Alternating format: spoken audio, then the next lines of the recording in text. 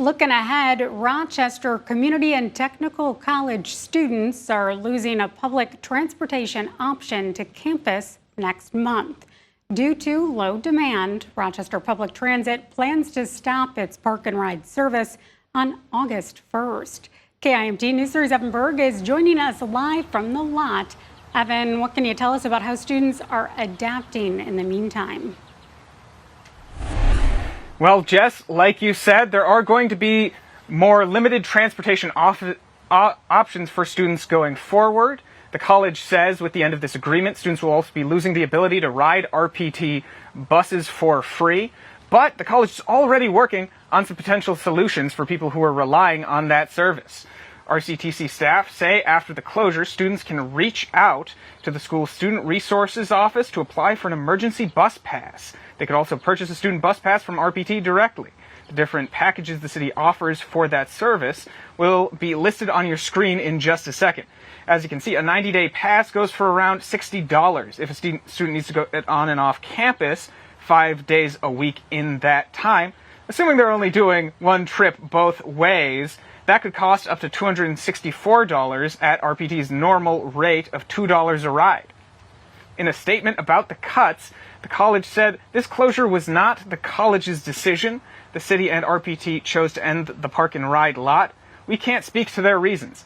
Now, as we have covered previously, the city has said the reason for the closure is, in fact, due to low demand for the services here at the park and ride lot at RCTC.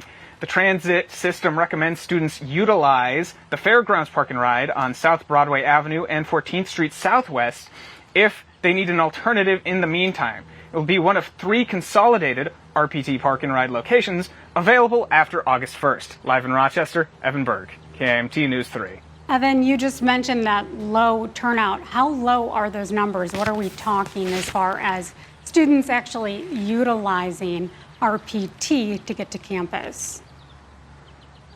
Well, Jess, I actually got a chance when I was filming B-roll out here earlier, that video you just saw, to talk with some students just about what they've seen in terms of usage. And I've heard this parking lot, when it comes to bus service, being described as a graveyard. Now, that being said, there are some cars here. I can turn the camera this way just so you can get an idea. It is being used. And in fact, just before we went live, there was a drop-off for some park and ride users where around 3 people got off. So it's not completely unused, but there seems to be not a lot of people using it, which is probably why the city has decided to part ways with the college on this. Okay, but clearly some options for students if they do want to apply and get those potentially free bus passes there. All right, thank you, Evan. Exactly. Heading into next month, that's August 1st, the city plans to maintain 2 bus routes to the campus throughout the day. The buses are stopping every 20 minutes during peak hours and then every 30 minutes outside of those.